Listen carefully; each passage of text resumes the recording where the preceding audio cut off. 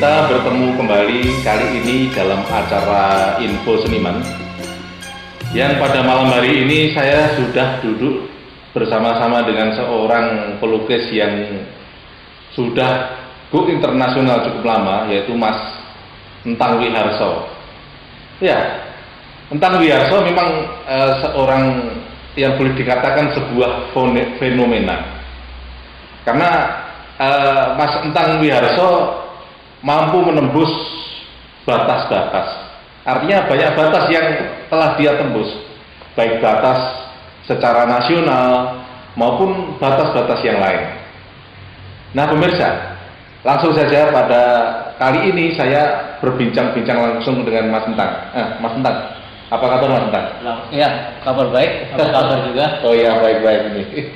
Mungkin pemirsa RBTV di rumah ingin tahu banyak tentang Mas Entang Wiharso ketika bercengkrama dengan banyak lukisan, dan Anda juga sudah menempuh banyak perjalanan kemana-mana, dan Anda tentu saja dari kecil sampai sekarang ada banyak cerita yang pemirsa ingin tahu.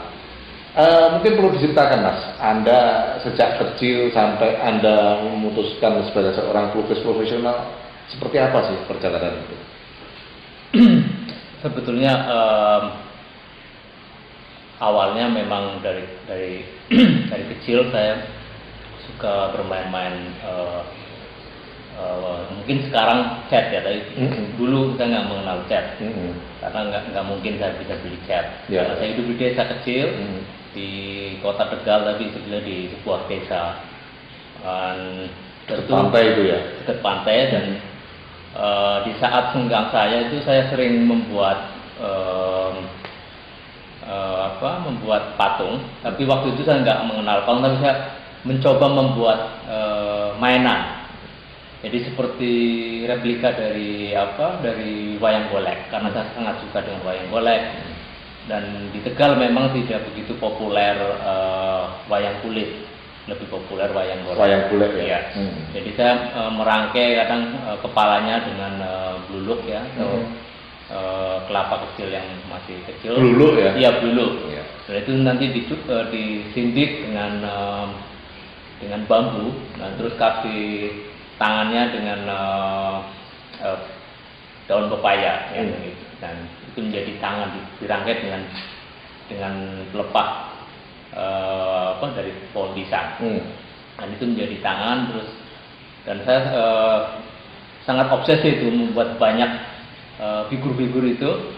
Dan kadang kalau saya kurang mau lebih ekspresif dengan membuat figur-figur dengan tanah liat.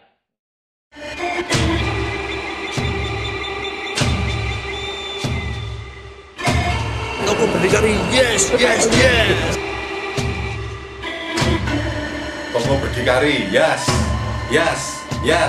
Jadi tentu akan kadang-kadang akan memakai satu pola yang lama, atau figur itu atau figurasi itu muncul kembali dalam konteks yang beda, ataupun menciptakan satu bentuk-bentuk figur yang beda lagi. Dan saya sekarang dengan seri Kambing Hitam, seri Kambing Hitam itu, di situ ada dua figur yang sangat penting untuk saya. Satu, figur Kambing Hitam itu sendiri. Kedua itu superhero. Jadi ini sebenarnya sebuah cerita tentang banyak hal ya. Jadi saya mengadopsi Kambing Hitam itu sebagai potret diri saya. Dan bisa potret diri saya itu atau Kambing Hitam itu bisa menjadi potret siapa saja sebetulnya. Ini sebetulnya saya mengadopsi Kambing Hitam untuk menjelaskan diri saya sebagai, jadi Kambing Hitam adalah identifikasi potret diri saya. Dan kesannya orang lain pun boleh berinterpretasi bahwa itu kaitannya dengan politik juga ya. Dengan politik, sebetulnya dengan politik global, dengan politik lokal maupun nasional, bisa masuk semua. Yang misalnya kenapa tema ini muncul, itu memang awalnya sudah lama sebetulnya, tapi saya belum mengidentifikasikan ini atau sebelum sampai ide itu menjadi satu Kambing Hitam. Itu satu kebetulan ataupun bukan satu kebetulan, karena sebetulnya saya sudah lama tapi belum mengidentikan bahwa ini seni atau seri kambing hitam gitu loh. Itu memang seri itu ya? Iya, masuk jadi, patungnya juga itu ya? Iya, jadi seperti dari kayak relief, lukisan, patung, instalasi itu seri kambing hitam. Jadi sebetulnya saya ingat waktu terjadi yang Twin Tower di New York ya, September 11 itu, 11 September. Yeah. Itu ketika ada pesawat yang nabrak itu, saya waktu itu berada di Spanyol. Dan saya lalu jalan-jalan di kota Madrid sama teman-teman, ada saya Rasid, Bu Melani, ada Dia Yulianti di situ, lihat-lihat kota. Dia ikut juga ya? Iya, dia ikut.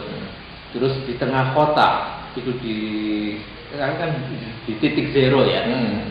Itu orang melihat satu layar dan orang nonton film begitu intens, ada sangat khusyuk, mencekam, dan banyak orang menangis kan, dan bahasa Spanyol kan mengerti. Iya. Terus karena saya sibuk melihat-lihat kota, saya hanya nggak begitu memperhatikan, dan orang banyak emosi di sana, emosional banget kan. Banyak yang menangis, menjerit, terus saya pulang ke hotel, dari resepsionis bilang, tadi ada telepon dari Amerika, istri Anda bilang keluarga dan istri Anda baik-baik aja gitu. Ya, saya baru bicara dengan istri saya barusan beberapa jam yang lalu, dan dia baik-baik aja. Saya nggak mengerti pesan itu. Dan setelah itu saya ditelepon lagi oleh istri saya, terus saya langsung menangis, sangat emosional. Kamu nggak mengerti ini, kita baik-baik, dan Twin Tower, World Center runtuh, ditabrak, kan sangat emosional itu saya. Iya. Dan itu saya menjadi shock, terus saya mengkaitkan, tadi itu ternyata itu benar, bukan film. Yang waktu di tengah kota di titik zero itu.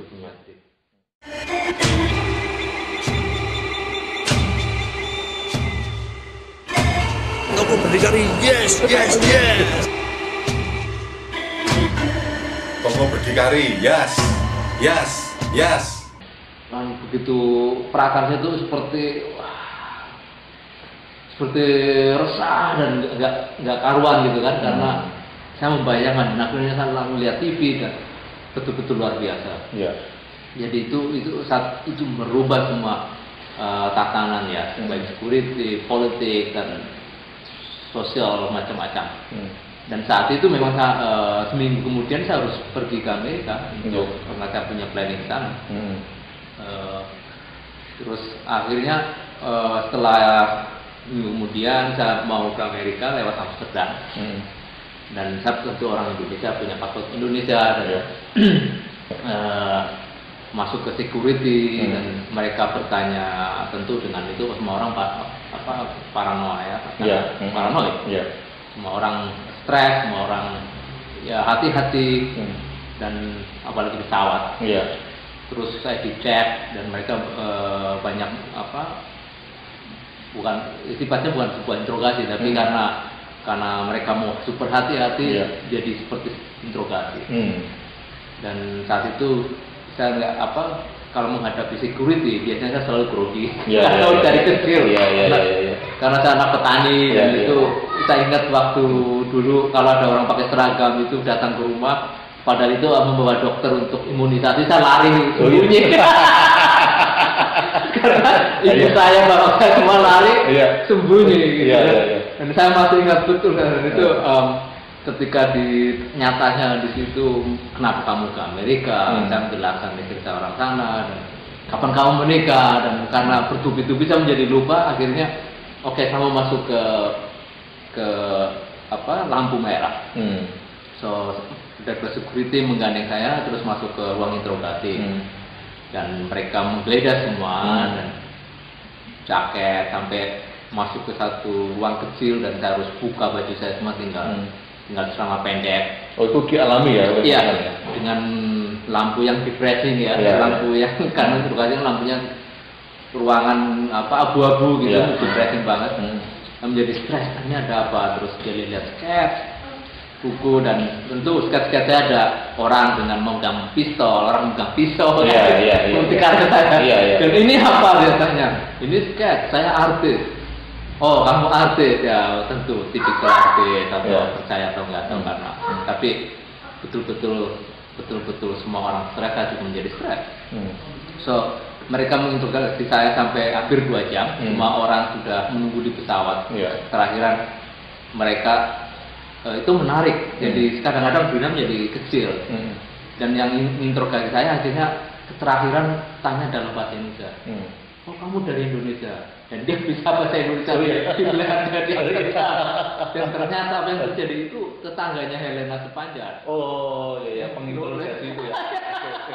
Oh, kamu kenal Helena? Oh ya, saya kenal, pernah menulis katalog saya dan dia. Jadi saya kenal.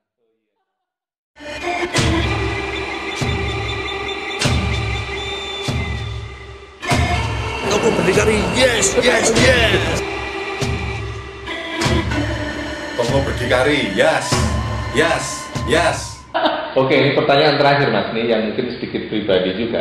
Anda tadi mengatakan bahwa Anda istilahnya dari kalangan petani, kemudian Anda akhirnya go internasional, bahkan Anda menikah dengan orang Amerika. Itu ada semacam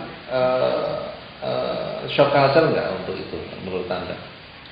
Ya sebetulnya tentu ada ya shock culture atau, tapi saya pikir apapun ya dasarnya dari kalau kita mencintai sesuatu, saya pikir ya itu sebenarnya modal utama. Apapun, saya pikir di sini ataupun di Amerika sama ya.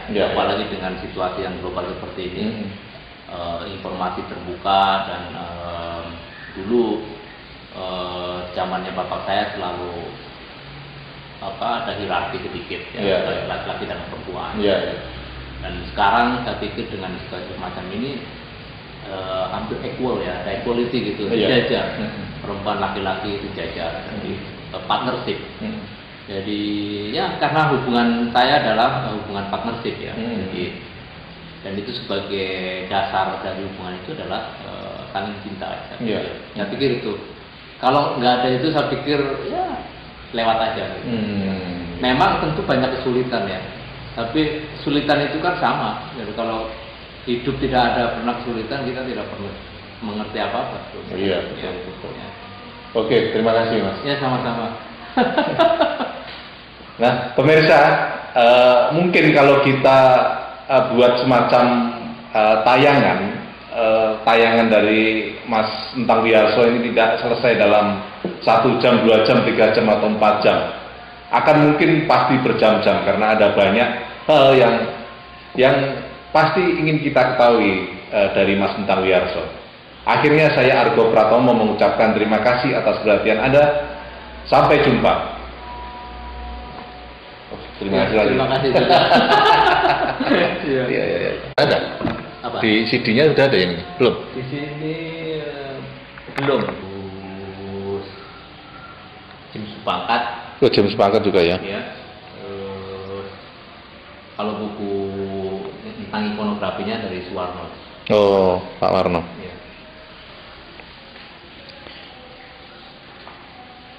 Berarti Pak Jim sama Pak Warno masih tetap setia dengan Anda ya? Iya. Ya sebetulnya itu karena ya ada penulis-penulis lain disebut, tapi karena dia yang menuliskan yang Blackcoat yang kemarin itu pameran outside the art, jadi apa? Dia sudah mulai mengenal itu. Dan memang sudah lama kan tahu banyak tentang Mas Entang ya? Dari proses awal ya. Dibanding yang karya tema sekarang kembali lagi terus dari nol, saya pikir itu. Iya. Ini plat juga mana?